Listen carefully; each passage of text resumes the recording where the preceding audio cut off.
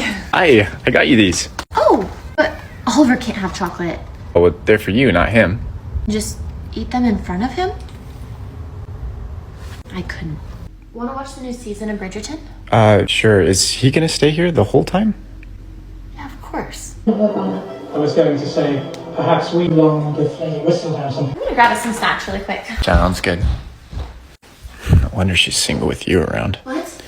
I mean, he's always around and I can never... So we're supposed to not have him around? No, I You know what? Get out.